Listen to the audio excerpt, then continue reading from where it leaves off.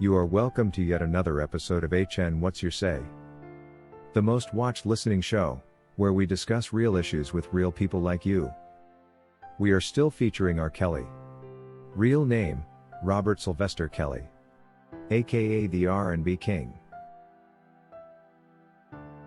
The unfairly judgmental and illegal Lifetime TV series production by Dreamhampton, on which the prosecution confirmed they based their R. Kelly indictment surviving R. Kelly has been determined a biased documentary for a number of reasons.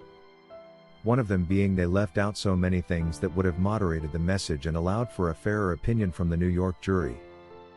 In fact, if everything captured had been shown in raw format without editing out clips, perhaps there wouldn't have been an indictment after all. But because the government, Sony and Dreamhampton were in the very same racket to implicate the R&B King, they conveniently misrepresented R. Kelly, when they made sure to leave out important parts of the stories they covered. While the docuseries suggested R. Kelly was holding women against their will, a claim that made R. Kelly's image tarnished as a kidnapper and trafficker he never was, it turns out this was never the case after all, considering during a wellness check which was conducted by the police on Joycelyn Savage, she herself told the authorities that she wanted nothing to do with her parent and that she was okay. According to Dominic's mother Michelle Kramer, who was on phone with the Savage parents, Joycelyn didn't want to leave and wanted nothing to do with them. And because she was not 17 like they want us to believe, the police had to leave her alone. If she had been underage like they suggest, the police would have had the right to simply drag her out and take her home. This incident helps us confirm two things. First, these women were indeed adults. Only adults have the privilege to make their own decisions even in front of the police authorities who would otherwise have the right to cuff them up, and take them back to their parents if they thought they were in danger. Also from the report the police gave Dominic's mother, the women showed no signs of harming themselves or anything, the women were reasonable, in a way to say there was no such thing as a brainwash like the documentary wants us to believe. If this is what the police observed on ground, what was the reason for the indictment in the first place? And why was Lifetime allowed to publish lies? Where is the Federal Communications Commission in this? Why ain't they doing their job to regulate the media? Meanwhile, we are aware that the same Lifetime Television Acting with Impunity is planning to release a third episode, and the FCC is just spectating instead of taking action. If they managed to publish all these lies, and even court was able to determine that some of their stars such as Lisa Van Allen had been lying about their age all along, why would another episode air without a question by the Communications Commission?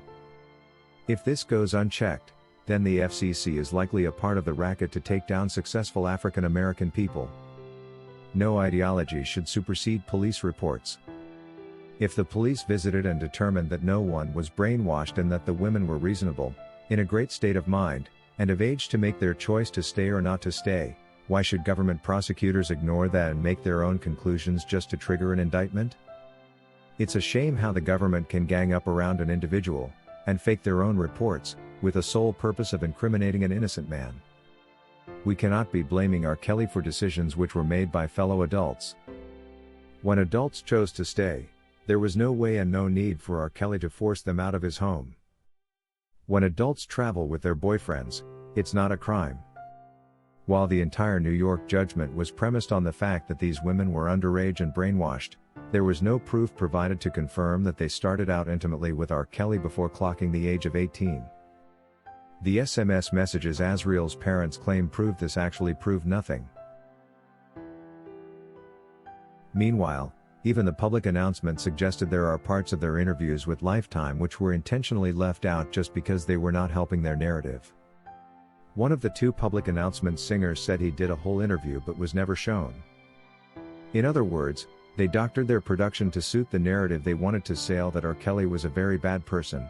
If the media is left unchecked, such productions are going to lead to the dysfunction and death of the judicial system, which is slowly being replaced by these bogus commercial TV series that will host anyone to say anything whether lies or not. According to AK Styles, it was wrong for the parents to go so far in trying to drag their adult children to return home. These adult women clearly wanted to be with their man and the parents were interfering. The families simply hated R. Kelly for their own personal reasons. Perhaps he did not turn into their money bag to extort like they may have anticipated when handing over their daughters. And so they did all these things hoping to get them away from him, but adults have a right to choose, and instead they pushed them further away. This happened to me too. My mother did the very same thing. Like in Kelly's situation, there was no abuse going on. When she involved the police, because I got tired of her trying to run and dictate my life, I cut off communication with her. People need to understand that oftentimes, the parents can be the controlling ones that can't let go of their adult children, and feel like they have the authority to control them in a sense, and when another person becomes important in their life, they will get out of their way to overthrow him. According to BT Rec. Is it just me? Something is seriously not right with these parents? She is reasonable, she showed no signs of harming herself or anything. And the mother's reaction to her daughter's well-being, this is just horrible. That's not something a worried mother would say after hearing her daughter is okay. She should have been happy for that. They were just after R. Kelly. These people were fine with their daughter hanging around him until she permanently moved in with him and cut them off. I'm sure they were benefiting from it financially until she moved in with him. And so they decided we're gonna take this man down. If you wish to take part in a live interview on this channel discussing any of these topics, let us know by emailing us on sashahnnewsroom@gmail.com for scheduling. That is all we had for you today on HN What's Your Say? To keep updated whenever we post a new video, subscribe to this channel now. Also remember to hit the bell icon and enable notifications. And feel free to share your opinions with us in the comment section below, and let us know if you would like us to publish your views in our next release. We value all our subscribers' opinions.